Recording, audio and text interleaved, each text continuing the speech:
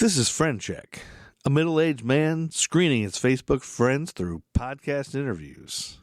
Throw in some delicious craft beer, a stoner best friend as a Ed McMahon type, and you got a pretty fun podcast.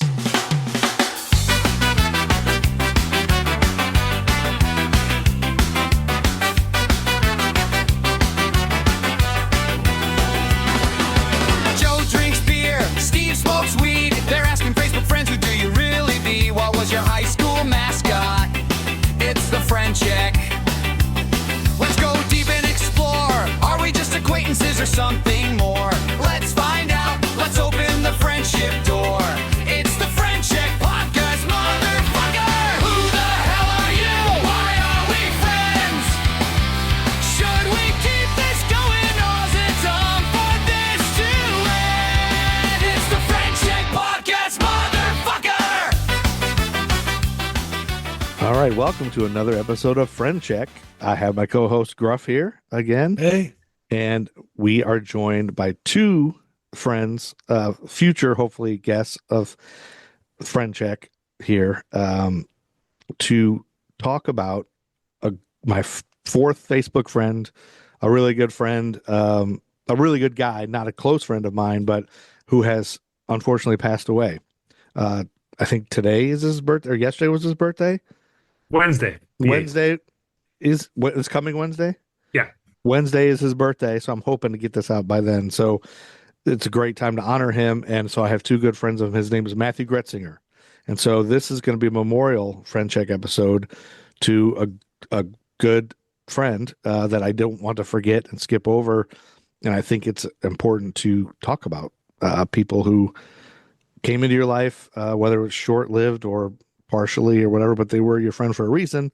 So I thought it'd be fun to have a memorial episode for Matthew and have two of his best friends here. So I'm joined by Roark Littlefield and Bryan Hello. Inc. Hello.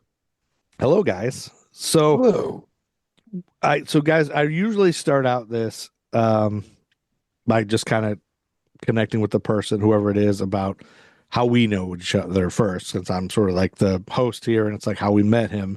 So I'd like to start with that, just to say how I know him, and then kind of push over to you guys on how long you've known him and some background with Matthew, and who Matthew was. So Matthew Gretzinger was an actor. I know him as an actor in Toledo, Ohio.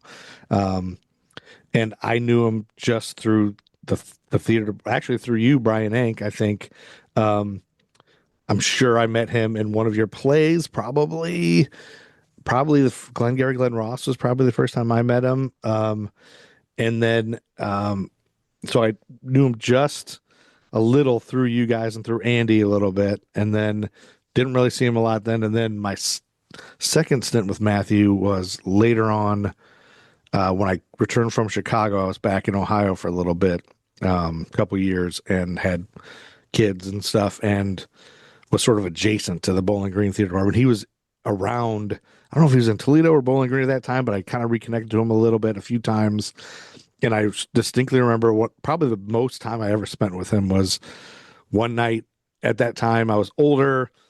I came back from Chicago, reconnected, didn't have a lot of friends anymore, didn't know where everybody was. And just to try to regrow a friend group, when I rarely got to go out, which was like maybe once or twice a month, I'd get to go drink because I had a baby.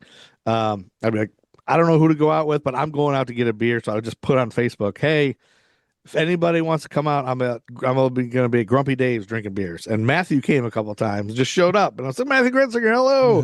And so it was wonderful that he came, and I'm glad I had that time with him. But honestly, that's probably the most time I spent with him. And there was, there's not a lot of talking. You're singing karaoke, you're drinking beer, you're playing pool or whatever. And so it was a great time. And he was a cool guy, but I really didn't know him like you guys know him. And now I think back, it's a shame because you don't realize how short time is with people, and you don't take that time. So that's kind of why we're doing this too, is this Friend Check. Like, people come and go in your life, and if you don't take the time to just have a conversation, you don't. And then I look back at our Facebook Messenger.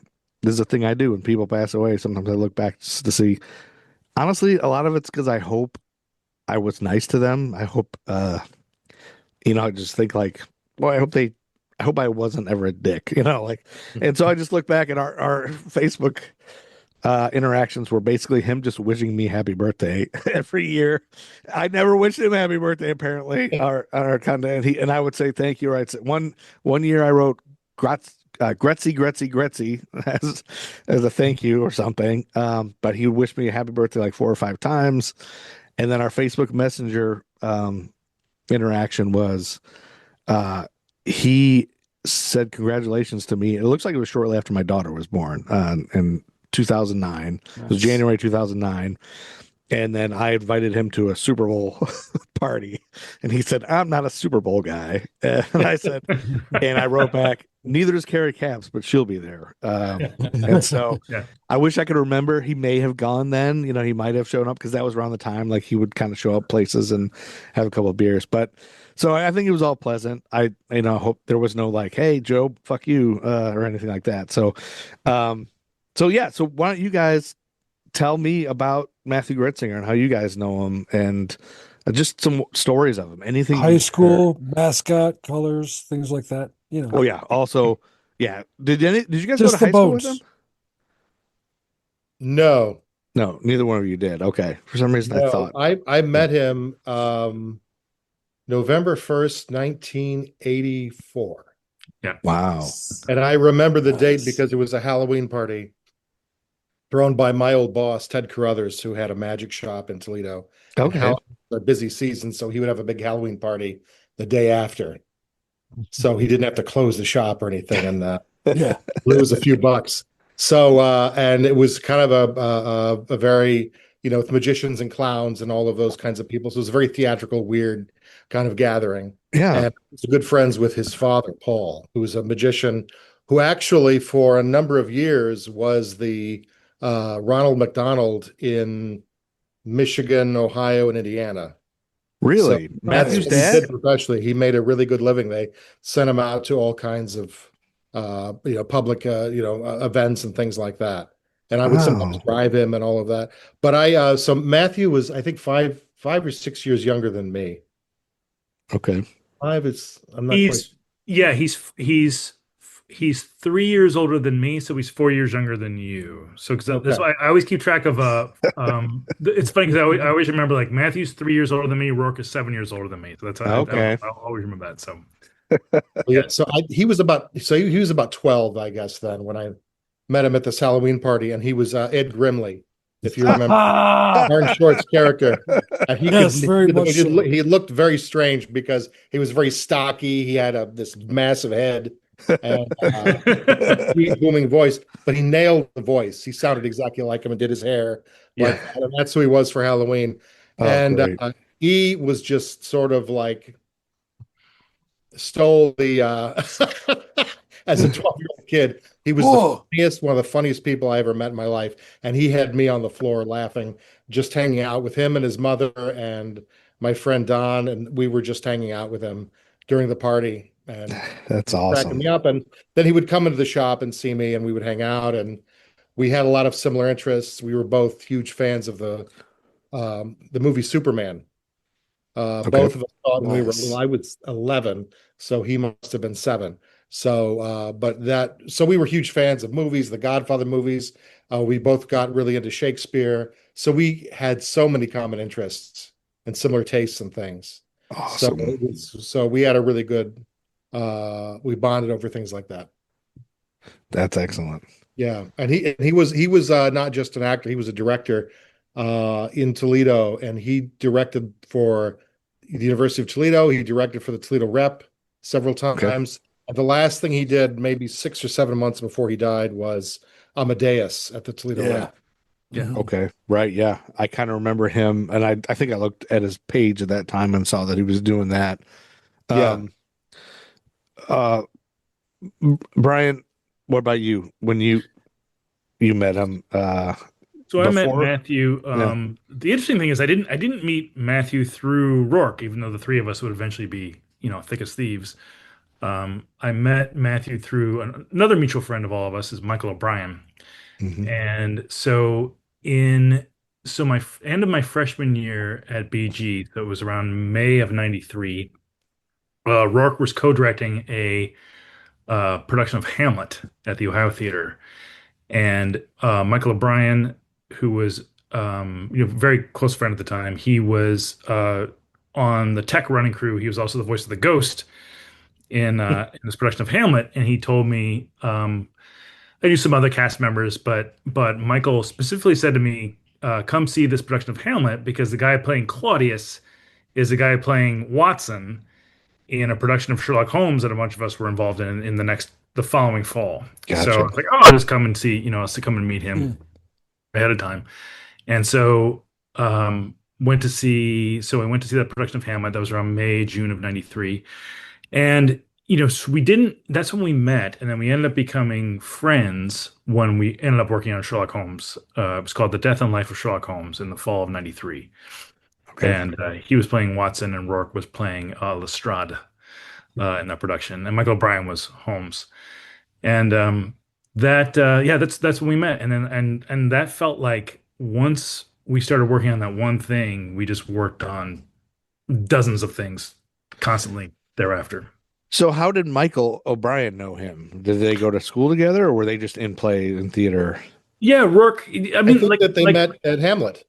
was it that? Was it as I think as so. recent as That was a really troubled production. It was pretty much a disaster Oops. waiting to happen. And Yes, we it was. had So where was uh, this? Where was this Hamlet? Was it at the Ohio Theater on the oh, Grange. at the Ohio Theater? Okay, right. Yeah, Yes. on the Grange in Toledo. Right. And it was kind of it was the brainchild of a local actor named Kari Hussein, who I think wanted to be like an actor manager. Okay. So he kind of was the most important thing for him, I think, was he was playing Hamlet. He kind of left the directing up to, well, everyone just look at me, and and so he brought me in to help him with all of that. Okay. And it was just it was pretty nuts. And so then we did have a stage manager, and I think I found Monica Bueno to be the stage manager, and she brought in everybody else. Steve Boone, who I Okay. think was the head of the Wow. department at BG. Yeah. It was Yeah. genius. So his connections all over the country. He's an amazing guy. He came in and solved a bunch of the lighting problems, and Michael O'Brien Yeah. did a lot of sound and did a lot of other things. And so she sort of rescued it from certain doom. That's And yeah. That's I think that, and yeah, Matthew was Claudius in that. So I think okay. that's how they met. She brought Michael into that, and that's So how they met. were you guys all involved in the 12th night at the Ohio Theater at that Yes. that Matthew show? was Orsino. What's that? Matthew was Orsino. Brian Okay. was Fabian. Okay. Your brother Andy was who was he? Sebastian. Oh, of course, he Yeah, was that's Sebastian, of course. Yeah, he and Jessica. So yeah, I think And Michael was Malvolio, yeah. so I Yeah. think that now I'll retract, like that's when I actually met him. So because I was still in high school Right. then, and I'm sure I met everybody, but I didn't. I'm sure I didn't. I'm sure I met him briefly, but I brought a girlfriend I was dating from high school in that. I saw that Andy there.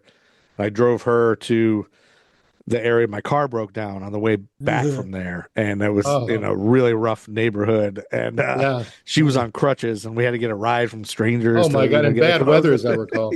Yeah, it was snowy out. It was awful. We didn't have coats, because kids didn't wear coats. Anyway, so that's where.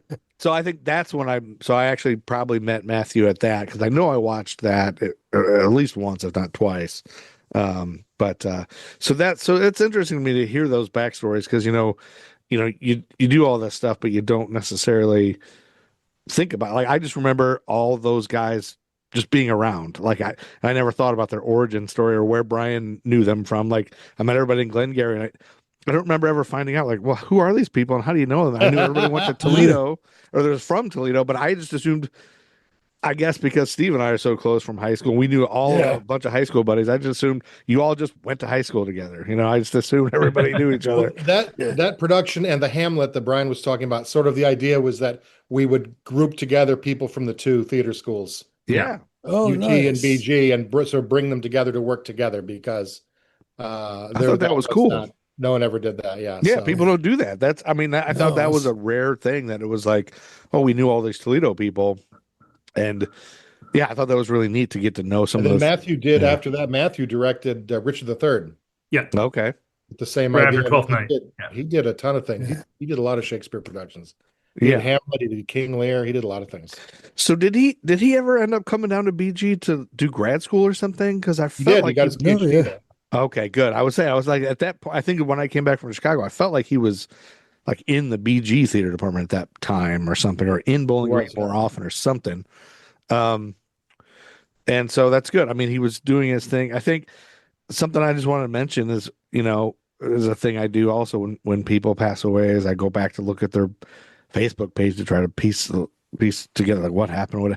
And I just really looked and it was like his last bunch of posts were just always, they were sad to me because they were just like, rest in peace, this person, rest in peace, this person, like famous actors and famous people that he loved. And it was just like, it's sad and ironic. I'm looking at his page only because he passed away.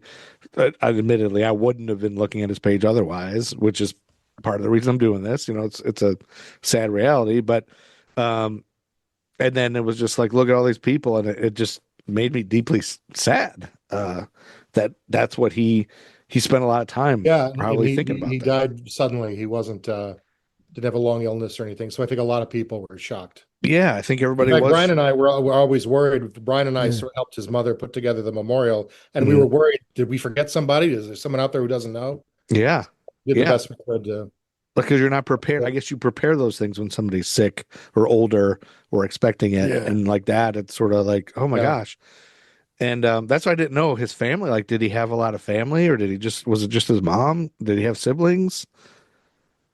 He had 2 half siblings. Mm-hmm. I don't know. I don't remember Brian seeing them. I don't think they were there I don't think that they Toledo live Memorial. anywhere near. And his father was married previous to, and his mother, and I think that was about it. I think most of his close family, other than his half siblings, were grandparents and who passed away, and some cousins that I never knew, cousins and uncles, but these weren't people that I knew. Sure. Yeah. And so do you guys know where did he go to school? High school? Start. Oh, he went to Start. Okay. Mm-hmm. Anybody know what the mascot is of Start? No, I don't. I'll let Steve do that because that's one thing I'll do that. I ask everybody like, who was your high school mascot and what was their team colors? And but Start, I don't even is Start even around anymore. I think it was one of the ones that got shut down. Yeah, I think a lot of Toledo schools have gone away. So Like DeVille, but I think it was like it's too bad. I think I don't know went the for way sure. of DeVille, but it's weird. Yeah, I don't know. I'll let Steve do the We'll research. find out. I'll find out. Don't worry. But that's just a side note. But and then so one thing I also kind of mentioned before we jumped on is I kind of want to talk about, what you can tell me about what happened to him, like how he passed away. Did he get sick or what happened? Or was it something we should be aware of, or what do you know? He was not in great health the last couple of years, and he still was able to, direct obviously and get around and socialize with people, but he was not in great health. And I believe the official cause of death was emphysema, non-tobacco caused emphysema. Really? Yeah. Most no. ironic of emphysemas. Yeah. Oh no. But I believe that he probably was hurt very much by COVID. Yeah. Because he got COVID early on before there was vaccines or anything like that. Right. And he was very sick. And I, a few times talking with him on the phone in that last year, sometimes he was coughing a lot and, that's sad. Trouble like that. So I didn't hear anyone say that, but I suspect that his lungs or something was damaged from COVID. Right. So that, unfortunately, that made his final illness worse. Yeah. He also struggled for years with off and on blood clots. That was a big issue with him. And Matthew was very close with my mom. I think all you guys are aware that my mom was a nurse. So she was often kind of Matthew's, she would come and visit him, when he was kind of maybe needed someone to come in and look on him. So when I found out about when I found out about, when Rourke told me about what had happened with Matthew, that was my first thought, was that it wasn't the blood clots that had finally catch up to him, but it sounds like it wasn't that. So Okay. Well, yeah, that is something definitely to be aware of then too, because I think that's the thing is there's so much out there of people just I don't know, I don't want to say taken lightly, but COVID, like still people are like, oh, yeah, it turned out to be nothing.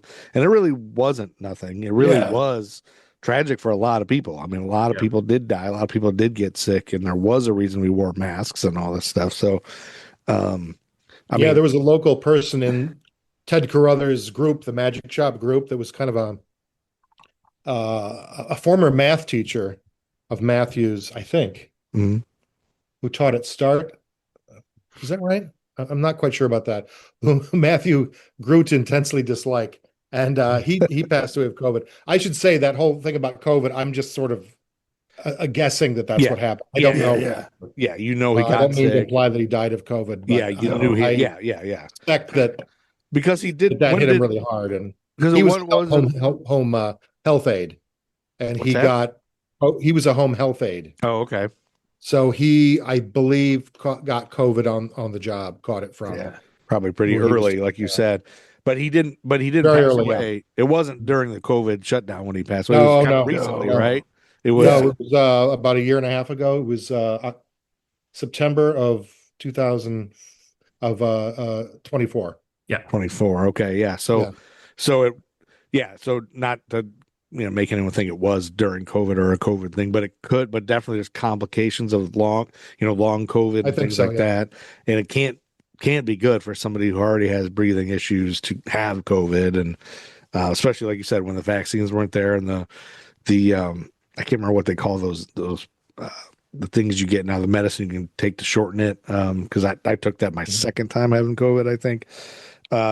But that, yeah, I think that's important to kind of realize is that, yeah, it was difficult on people, and it probably was a factor, even though if it didn't cause it. But just to know that he had emphysema, this makes me sad. Like I had no idea he did suffer with anything like that. He always, from when I met him and interacted with him, seemed like a healthy guy.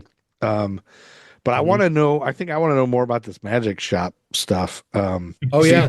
Steve, did you find anything about Start yet? Start closed in 2010, Okay. but when it was open, the colors were green and gold. The mascot, a Spartan. The Start Spartans. Okay. Start Spartans. The Spartans. Okay. Yeah. So Matthew was a Sparty. A Spartan. Okay. So yeah, I want to know about this magic shop. I feel like I've known a few different people who are connected to a Toledo magic shop. It's got to be the only one, right? There's probably Yes, the not. one There, I there call it. was one. There was one briefly in the Southwick Mall. Yes. I was a kid in Old Town. I don't know if you guys remember that. That's a long time ago. I remember Southwick Mall, but Old Town. Pardon Like me? vague. Like no, like my memories of Old Town are like vague and like the halcyon ones of childhood. It wasn't real, but it was real. Yeah, This didn't exist, but it existed. it did. It did. Yeah. I can't remember how you would sneak in. Yeah, there was a secret entrance or something. I can't remember what that was. But and then for a while, the guy who ran that magic shop, Bob Funk, he had a magic shop in the South End. But the big one, the one that everyone knows about that was there for years, was called Ted Carruthers Magic Studio, and it was on Sylvania Avenue in the West End near, let's see, it was kind of near Douglas. Okay. Douglas, Pennsylvania area. Yeah, it was near there. It By was the mall, Franklin Park Mall, or yeah, down a ways from there. It was right almost on the corner of Upton. okay. So, and that was there for many years, and all the magicians hung out there, and that's how I got to know Paul, Matthew's father. He was a magician and a very good one, and he did it professionally. He toured with circuses. Wow.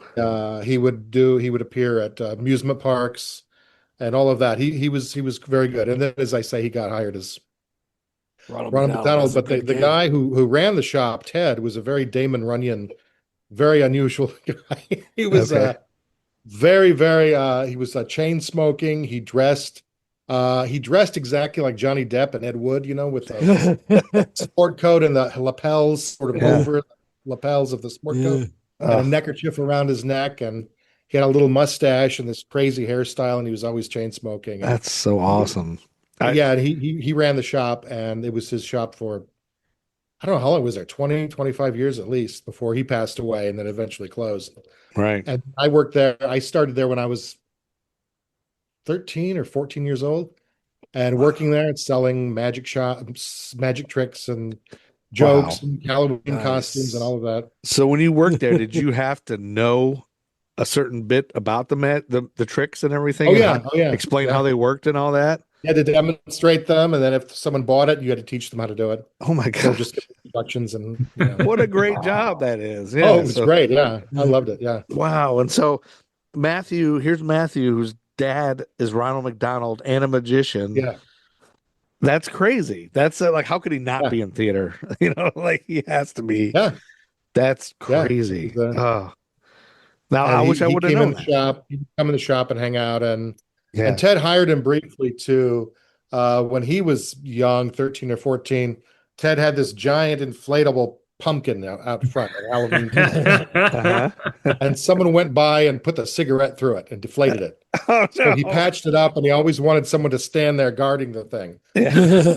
Had Matthew dressed in a gorilla suit for some reason or other, stand there waving at traffic and guarding the pumpkin. Guarding the pumpkin from cigarettes. Guarding the giant pumpkin from assassins. Yeah.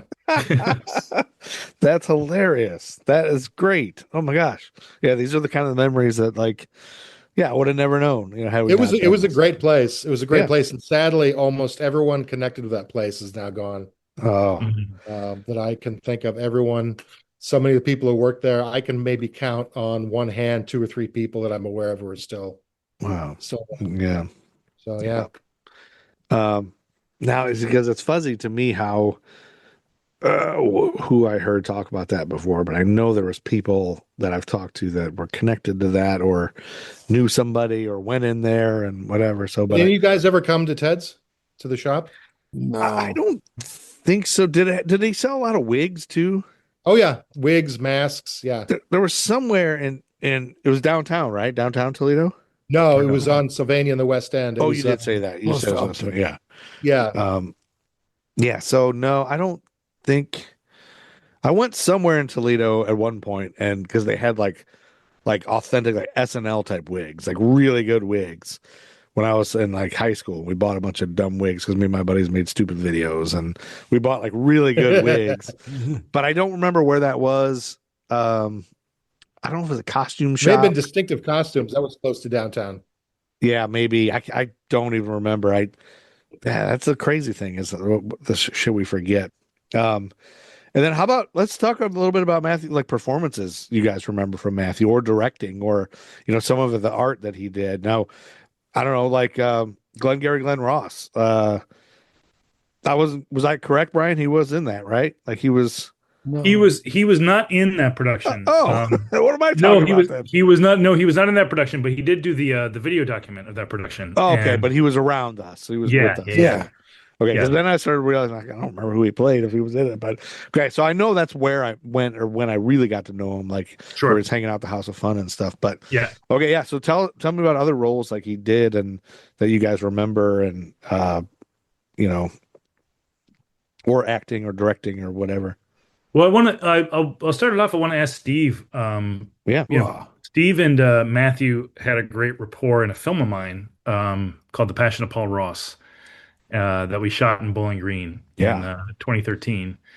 And and Steve and Matthew had known each other for several years. By the time we shot that film, and had worked together on a handful of other things too. But I just remember like you guys had it was a great protagonist antagonist relationship that you and Matthew had. And I also have a fond memory of there was when we were shooting that film, I would post one production still a day on Facebook, just to let everyone know like what we were doing and what scene we shot that day. Uh-huh. And there's a great the production photo of a particular day where it was raining the whole day, and of course that's the day we were doing all our exteriors was during the rain. Yeah, of course. But it's this great shot of Matthew and Steve facing off in this suburban street, and it's obvious that Steve is the hero. It's obvious that Matthew's the villain, even if you don't know what the story is, Yeah. And I remember Matt Gray, another mutual friend of all of ours, seeing that photo and saying, "What great faces!" Because I think at that time we were all pushing 40 or at 40 by that point. Yeah. So like, we all had the, the We're all a little the puffier. we had the yeah. miles on the face to justify the kinds of stories I've been telling since college. I Yes, think Yeah. right. that's what Right. that was. Yeah, So, we- Steve, do you have any like particular? I want to hear like your experience of working with Matthew on that film. You Oh, guys were great together. no, it was just kind of fun to follow his lead and bounce off him. Just know that he's all I had to do was be there with him and for him because Yeah, he's the heavy. He's the lead in that scene. I'm not defeating him. I'm running away from him more often than not. You know, I'm trying my damnedest to ignore his everything just coming at me, because the when he'll just be looking at his watch than looking at me. It was just fun to feel that, you yeah, know. I also liked when the camera was off and we would giggle together, over silly things. Because, that was when I found out that he liked D&D. yeah. It never came up. We never had a reason to talk about D&D. It was always Shakespeare or something. But That when was one of his you're- passions. yeah, and it was just a beautiful thing. Did So you ever get to play D&D with him? No. No, dang. And I don't get to enjoy nice things. Well, it's neat that that's another thing that we kind of stumbled upon with you saying that he liked D&D. And to go back to Passion of Paul Ross for a second, Brian, I think you recently posted some video from that with Yeah. Matthew and Steve. I think that was really Yeah. good. Well, And, it was from that bit. it was The from that, yeah. exteriors. Yeah, when it was raining all day. It was a beautiful gray. Yeah. Like there's such a subtle difference between the asphalt and the sky, And where can people listening watch that? You can watch it online, right? Oh, the entire film? Oh yeah, Yeah. yeah, Yeah. You can watch the entirety of the Passion of Paul Ross at thirdlows.com. And if Yes. you explore that site, I mean, there's a lot of films I did with Matthew, and pretty much everything I did with him is on that site. Yeah. So what great way to watch somebody and to memorialize somebody and watch their actual work that you can still see. So check out thirdlows.com because that's, if there's nothing else, a podcast should be plugging something. So that's a way to do it. So let's watch his work. And because I didn't even, when I was talking about that, Brian, I didn't even think about film. Like I was thinking about theater work that we can't ever see again, but we can watch that as much as we want. So that's a great way to remember him and keep him alive.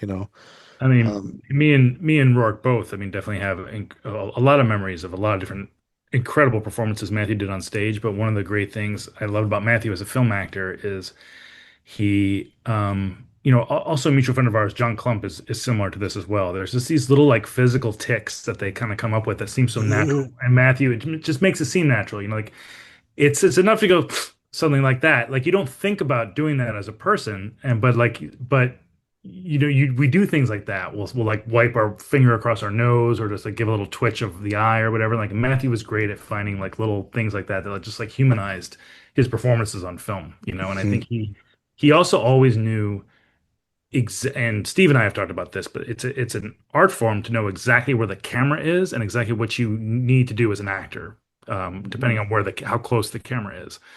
And Matthew just got that. You're talking about the little things. It does in Paul Ross, how he could raise an eyebrow while squinting his eye. Yes. Like he could narrow his eyes and raise his eyebrow at the same time. Yeah. And to be able to do that consciously is out fucking standing. Yeah.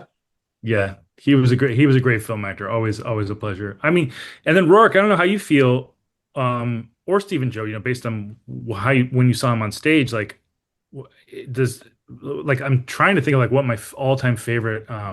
I think I can say what my favorite was. I think was it Man for All Seasons or was Man for All Seasons? Yeah, I thought so. Thomas More, and it was a very subtle performance. And even though the audience was utterly destroyed at the end, yeah, and he goes off and he hugs his wife at the end and goes off to be executed. People were just utterly destroyed. It was a fantastic performance. Where was Without that? any histrionics, and spoke in a very hushed voice, and spoke just to the other actors. He didn't look like he was performing. It was a great performance. Yeah, that was at UT, Joe. Yeah. At the University of Toledo. That's going to say because he did have just a way about him, very gentle speaking. I mean, in person and on stage too. I remember, and I think, it's like now that we're thinking back that 12th night, I remember him being. I remember just being intimidated by everybody in 12th night, being like, I remember after seeing that, I was like, oh, I can't do theater. I could never do what those guys are doing. And so, but I remember him particularly having a voice on stage, kind of like you're saying, that soft but gentle voice. And his facial features really, I feel like, just command whatever he's doing. Like in Paul Ross, like Matthew's face is just like so expressive. And just those clips you posted recently, I was like, wow, so striking. Like he's just got a striking face and facial features and that. So I thought, I thought he was really talented. Very. And he could also perform in a very big.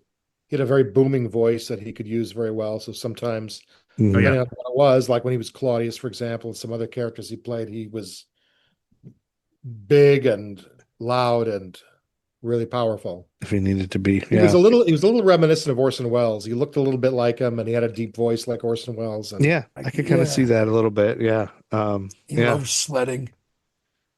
Yeah, he loves sledding.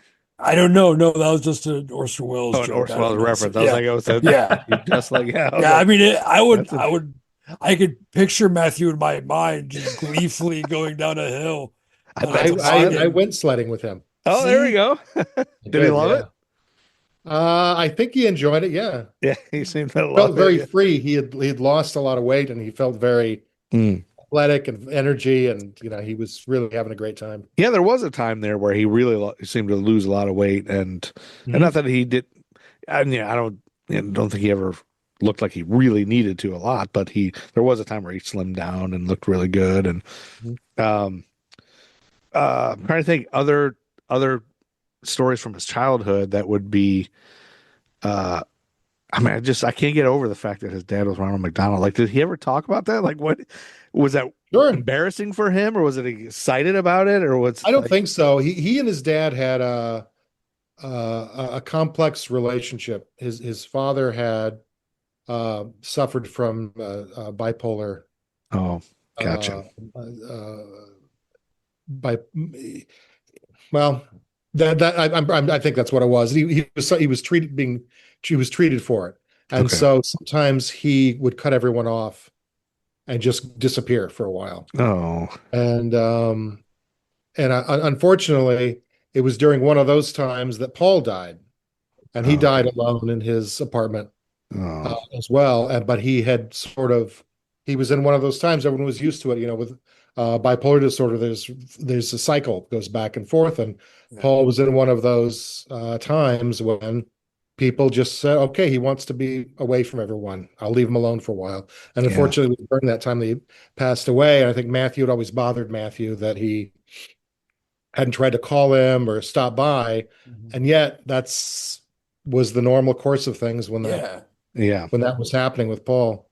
So they had a complicated relationship, but he loved his father very much. And he actually cast his father in a small part in King Lear when he did King Lear. Really? I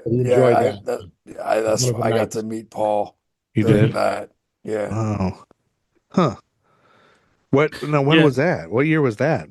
97 was King Lear. 97. Yes, I knew you would know. And Roark, correct me if I'm wrong. Also, Paul, we had Paul as the sea captain for a hot minute on 12th night. Yeah. He had trouble memorizing his lines, and I think had a difficult reaction to that, and he disappeared.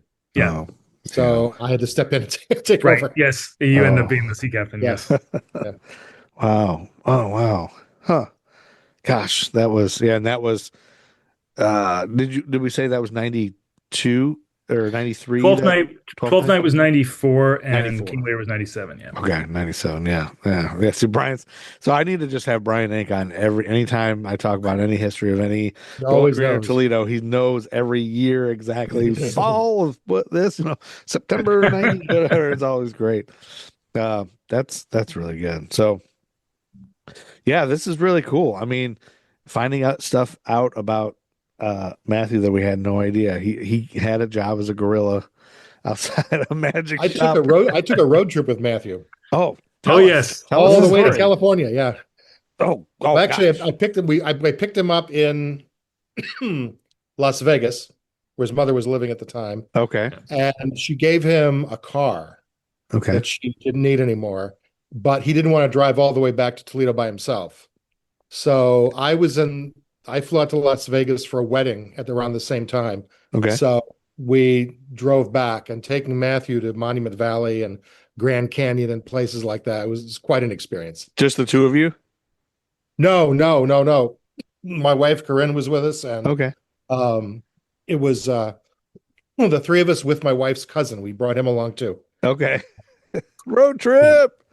Yeah. So sometimes, and then the Matthew, unfortunately, the air conditioner broke, and this was in the middle of August. Oh, You can imagine God. driving through Texas in August with no air conditioner was rough.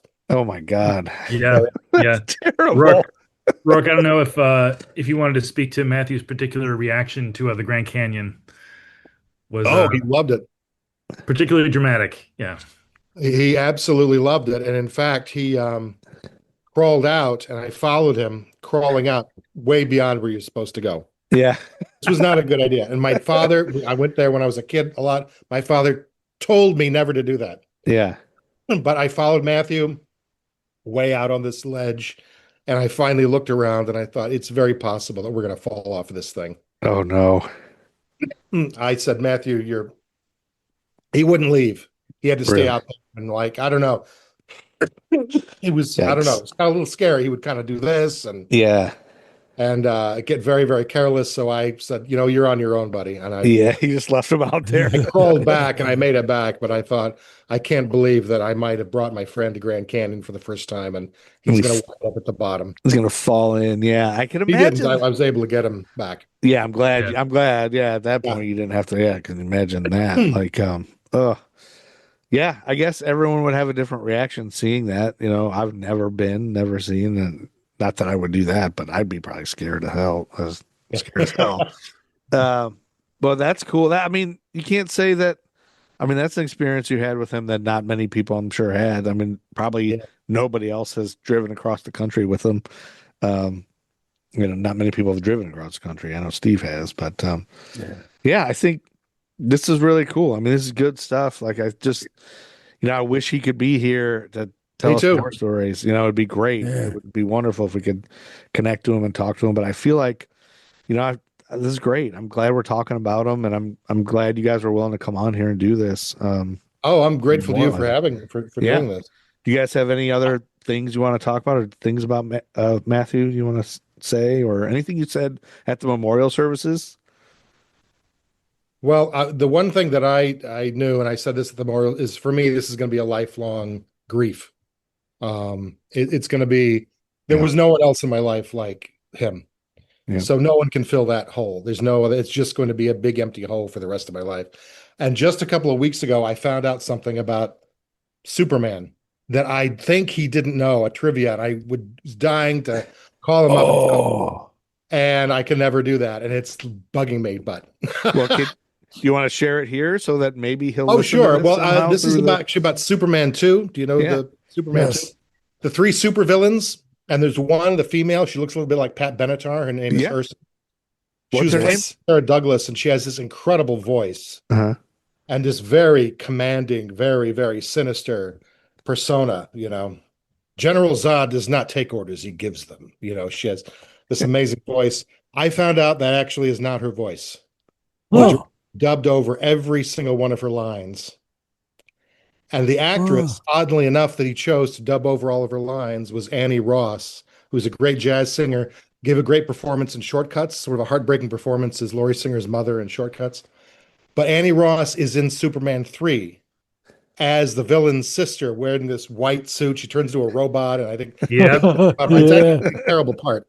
But Annie Ross was actually awesome. That's a terrible movie, but yeah, so that's not so it's an American jazz singer. When you hear Sarah Douglas say, what kind of a creature are you? That's actually American jazz singer Annie Ross. Oh my gosh. Yeah. And And Matthew so, would have been, I think, stunned to know that. So I would have. yeah, would he have been stunned in a good way or a bad way? Would he have been Oh, I appalled? think he just would have been just. I think he just would have found it fascinating. That Yeah, just surprised. Yeah. yeah. So I love that you guys both love Superman. Like that's Oh yeah. that's the way Yeah. connected. And Like we had a lifelong argument: which is worse, Superman 3 or Superman 4? Ooh, I'll Many say years Superman ago, when 4. Brian I hired the two of us to do the Hugo Superman piece on Superman Returns, yes. we watched them all again, and we were both every bit as convinced. I think Superman 3 is worse. Matthew thought Superman 4 was, and we never could. you We can would never get agree like on really, really steamed talking about this. Yeah. that. See, Superman He was 3 a always has an passionate edge. guy. How much of that drive back from Vegas was you guys screaming about that? A little bit of it, I'm sure. It had a way of coming up because I think it actually sort of there was an aesthetic I think argument that we were really having. And Okay. those two movies, both terrible movies. But which one is worse sort of depends on your philosophy about, cinematic storytelling and I love so that. that It's clash, I true. think. Yeah, when Rourke mentioned which is worse, Superman 3, Superman 4, I saw Steve immediately like Steve it started like turning in your brain there. You're kind Yeah. of reviewing both films. Like, Well, no, which it's is just, worse? I had to answer it for myself just because Superman 4 is worse for me because Superman 3 gave me the nightmare of the computer Oh, taking the you, the robot Oh lady. yeah. Yeah, the yeah, robot Annie lady, Ross, like yeah. the turning into that.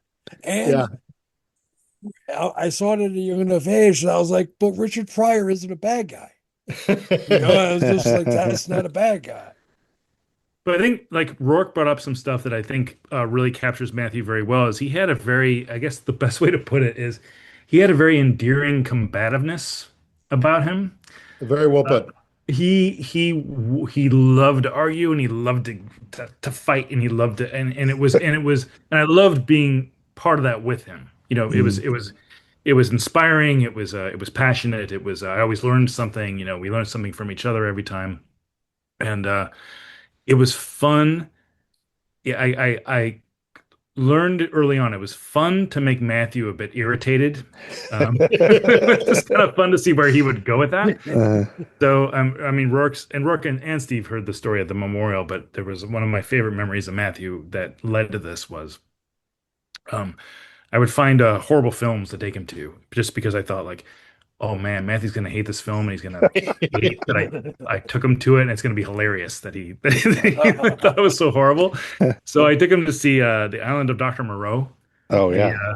the remake in '96 with Marlon Brando and David Thewlis and Bruce Balk and Val Kilmer. And I had seen it a week before, and I was like, "Oh my gosh, this is horrible! I'm gonna take Matthew. He's gonna hate it. He's gonna get so mad about it." And so I took him to see it because we both like Marlon Brando and Val Kilmer, and we would kind of imitate them every now and then. And so the movie's over, and we see it at the Franklin, not at the Franklin Park Mall. You guys will remember Franklin Mall 6. Mhm. Remember Yeah, the smaller one that got demolished. So we come out of that, and Matthew's like steaming, and he's like, "Sir, why did you take me to that? Why do you take me to these horrible things? And now I'm so depressed." And so he blamed me for the existence of that movie.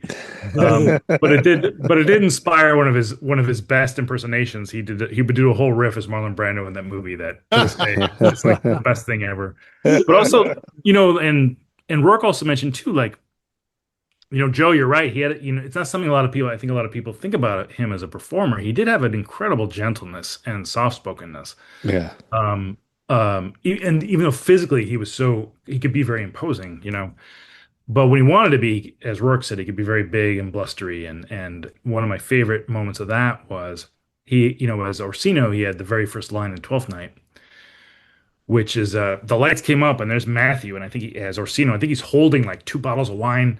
maybe, and he says, "If music be the food of love, play on," and it's just in this like Matthew Gretzinger way. Uh-huh. And Twelfth Night, I love Twelfth Night. Twelfth Night is it's so funny, it's so horny, it's so drunk. It's kind of like his perfect comedy in a way, and just the way Matthew played Orsino, I think like from the first second, what kind of show you're gonna watch. And I'll never forget that. It was always something I look forward to every night hearing that. That's great. Yeah. So that was kind of what I was looking for. Something like that that you would remember better than I. But yeah, like I said, I just remember him as just a friendly guy that just, was artistic and always felt like he had a lot more going on behind everything, that, just complex probably, that I was never privy to. But I'm just glad to have known him the little bit that I did know him. And I'm grateful for you guys for sharing this information. This is good stuff. This is good. It's good content. I think, Brian, I'm sure you feel the same way. I could probably do a 10-hour podcast. Oh, yes. Yeah. Oh, yes. And it's kind of like, where do we, share away, share it out. It could be forever, but I think this is good length. I mean, this has been about an hour, and this is good. This is good stuff. Things I didn't know about him, and I feel like, I don't know. Well, Steve, a great thing about this podcast is it's Yeah. sort of helping me a little bit come to terms with him being gone. yeah. So I think that sounds to be part of your intention in doing this. I think it's a great idea. Yeah, I think that's part of my thing is like there's something about like, I guess, to talk philosophically a little bit or just existentially, I guess, is like, I don't know that anybody thought about when somebody dies, what you do with their social media or their internet history or their internet presence. And it's like, what do you do? Like, do you, a lot, I guess sometimes, I don't know, Facebook does it or a family member does it, but they turn them sometimes into a memorial. It becomes a memorial page and you still are friends with them. And it's like, there's that weird feeling of when I'm having an event. I'm inviting all these people for this fundraiser, invite everybody, like go through. Oh, and then when I get to people who have passed away, I'm like, oh, this feels wrong. This feels awful. I want to invite them now, but it's like, I wasn't planning on thinking of them at this moment. And it's like, I want to take a moment. But then also like, if I invite them, it's like, you asshole, they're gone, like kind of thing. But it's like, not that type of thing. It's just like a moment. So I don't know. It's like, what do? You just get on their page every once in a while to remember them? And it's just kind of a thing. And that's why I thought, let's do this. Like, let's talk about them. Like, let's take a moment. And so that's what I'm planning on doing is when I get to everyone, it's like, this was fun. I love talking about them and remembering them. And they kind of come back for a little bit, to you. Like one weird thing is like my aunt passed away, last month, and she was 90 and she was still a realtor. She was in Florida. I didn't know her very well. Like, she's my dad's sister. My dad died when I was like 28. So I hadn't seen her probably since my dad's funeral. Like, and even when growing up, maybe once a year type of person that I would see. Like, so we weren't close, but I looked back at our message history and it was, every time she was obsessed with, she lived in Florida. So she always knew when there was a hurricane coming to the Carolinas, like, are you okay? Are you safe? Every hurricane. Yes, I'm safe. Are you safe? Yes, we're safe. And it was just every kind of hurricane. We checked on each other and that was pretty much it. And then every once in a while she'd say, your dad's looking down on you. Your dad's watching you. But that was all of that was the entirety of our Facebook exchange. But I keep her on there and it's like, wow, she was just here. And our last message was me telling her about my brother who passed away in December. And I was like, did you hear about him dying? She's like, yes. Little did I know she was in hospice at the time. Like, she was like on her way out. I had no idea, until, it was like a month later she was gone. So I don't know. I guess social media and death is like a kind of a weird thing. And social media in general is a weird thing. Facebook's a weird thing. Online friendships is weird. And this is all kind of like trying to make them mean more than just an online poke or whatever. Yeah. So I think that's kind of what we're doing. Like I really want to know you. Like I didn't accidentally friend you. And with Matthew, I was just kind of embarrassed when he passed away at how little I did know him. And thinking back, I had a lot of opportunities probably to get to know him better. And it's like, how often do we take that time to get to know somebody in a group of friends? It's like he was your friend, he was Brian's friend and friend of a friend kind of thing. But Do you all remember the last time you saw him? Yeah. Yeah. Yeah. When Hey, it go was? ahead, Steve. Well, the last time I saw him was actually at the regional OCTs, Hmm. the Okay. regional Octa, because he did Amadeus, and I was there with the show that I was in. So I got to see his cutting and go What up year? and give What him year a was hug that? for it. Oh, you got That to was you got just to you got to hug him. What year was that? that was just a couple years ago. That was like Yeah. last summer. Oh, Yeah. it was That was Yeah. the year he passed away, huh? just before he Yeah. passed away. That was 2024. just before he passed away. Yeah. Yes, Yeah. Steve, you were there with August Osage County, right? No, I was there with Puffs. Oh, it was Puffs. Oh my Oh, gosh. yeah, Okay, no. so that was super recent. Okay. Yeah, Oh that yeah, seems no, really that was recent. yeah, Yeah. that was I was there for Puffs. He was there for Amadeus. Amadeus, yeah. Yeah, That was the last thing he did, right? that was Yeah. the last thing he did. Yeah. No, I wanted to audition for the show, but I going up to Toledo, working a job where you get off at 7 doesn't allow for much, Yeah. travel time to a Yeah. rehearsal. So, but no, I was glad I got to see a bit of it. I was glad I got to see him. Yeah. Gave him a hug. We did the usual how are you, how's things, full bellies, roof over our heads, you know, Yeah. good to see you, you're fucking wonderful, your art is great. Yeah. Yeah. But all what that about you shit. guys? What was the last time you guys saw him? Because I don't really remember. It must have been 2012-ish or 11-ish when I left Ohio again. Well, the thing that I have a very vivid memory of is it was 2 years ago this month that Rourke and I were supposed to do a road trip to Toledo to go see Amadeus. Because that was performing April 2024. So that was 2 years ago this month. Okay. And I remember like when the tickets went on sale and my gut was like, let's go opening weekend. I just kind of felt like that's when we should go. Yeah. And the both of us had talked to Matthew and he said like, I give opening weekend a chance to kind of, I mean, that show for under anybody's watch is a bear, I'm sure, Yeah. and we just wanted it to kind of get its sea legs for the first weekend. So we'll go the second weekend. And you guys will remember like the second weekend got Yeah. canned because everybody got COVID and everything. So I had tickets for that. yeah, I Yeah. think you're gonna come with me and, No, yeah, Mark we and had my seats, parents. My yeah. parents were gonna be there too. Yeah. So, but I mean that's the last time I remember like seeing Matthew because he and I did a video call around that time. But the last time we saw each other in person, gosh, I mean it probably would have been probably before the pandemic was probably like the last time that I saw him in person. So it's probably around like 2019. Oh. So Oh. Steve, you saw him the most recently. You were, I think, of Yeah, folks of who saw the him present company. Yeah. last. Yeah. Oh. Rourke, when did you see him last? I saw him coming back from yet another road trip. I would always stop when I traveled. I would always stop in Toledo to see him. Yeah. And I saw him on the way out, and he loved Orson Welles, and so did I. And I found the spot where they filmed the final confrontation at the end of Touch of Evil. This Oh, bright white bridge in Venice. Yeah. Brian, you know it well because you used to live there, right? Yeah. Really? And I found the spot where Orson Welles was standing, and he sort of falls over and flops into the water and floats Yeah. away. So right around where he was standing, I dug up a couple of rocks, and I Oh. gave a rock, and I took it to Matthew, and like Orson Welles was standing very near this very rock when we shot that. Yeah. Gave it to him as a souvenir on the way coming back to New York. Oh. That's That would cool. have been in 2023. So Yes. Okay. Yeah. Okay. Yeah. So yeah, that sounds right. autumn of 2023. Yeah. Yeah. Touch of Evil. Touch of Evil was the film I watched the night Rourke called me and told me about Matthew. Really? Yeah.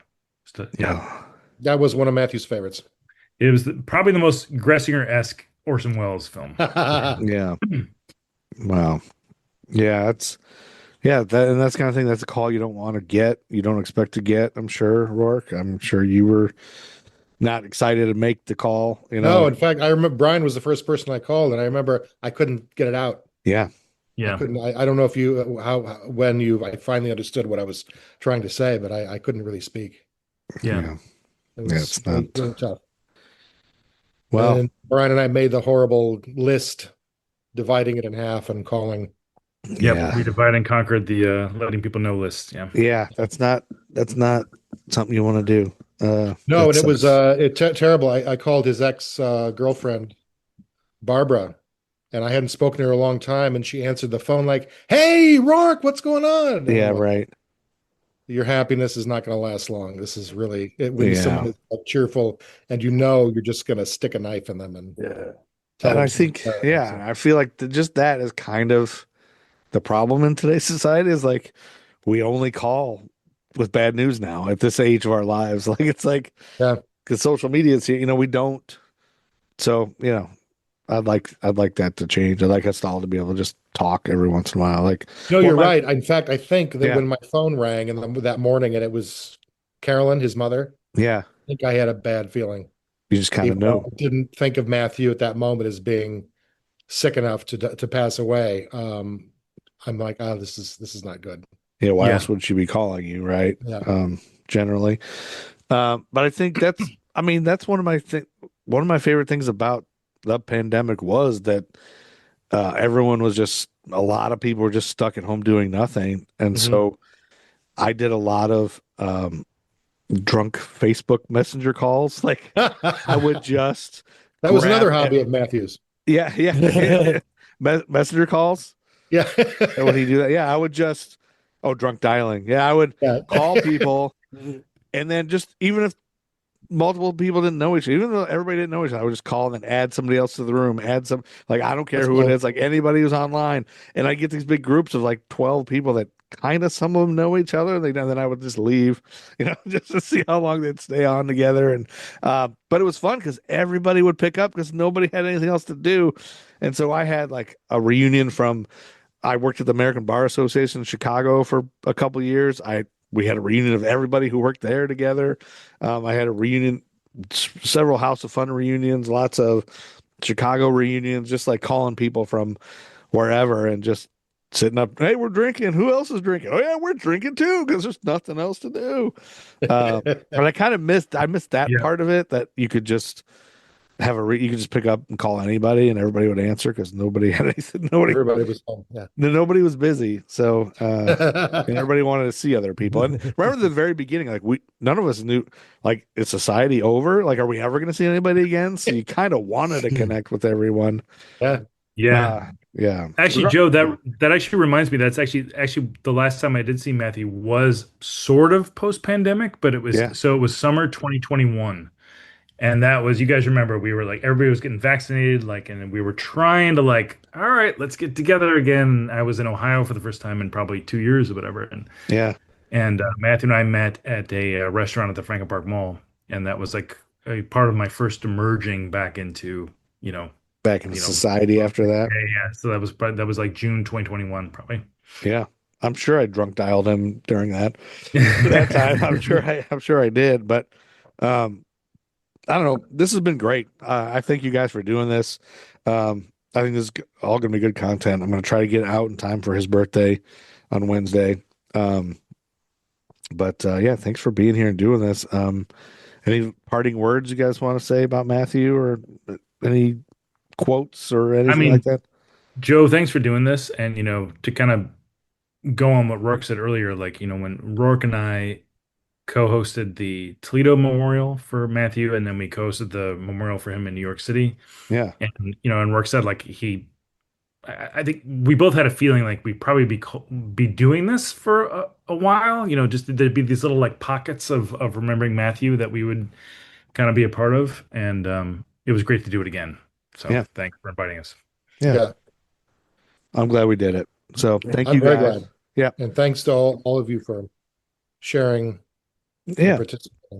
I think it's a great way to keep the memory going and alive. Steve, do you have any final thoughts before I stop recording? I'm just happy to be here, man. Just happy to share memories. Yeah, you're always good. Little virtual hug. Yeah, this has been the Matthew Gretzinger Memorial Friend Check episode. We love you, Matthew. Love you, Matthew. Love you. Who the hell are you? Why are we friends? Should we keep this going or is it time for this to end? It's the Friend Check Podcast, motherfucker!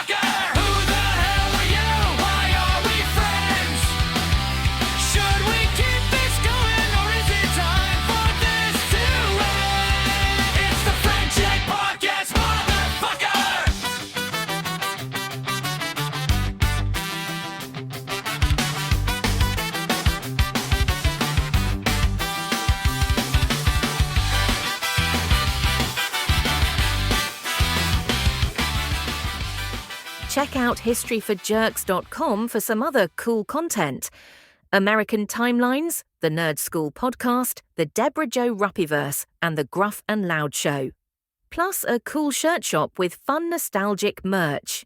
You can order a Gordon Jump zip pouch or a Ralph Mouth shower curtain. Only a dipshit wouldn't want a Ralph Mouth shower curtain. History for Jerks.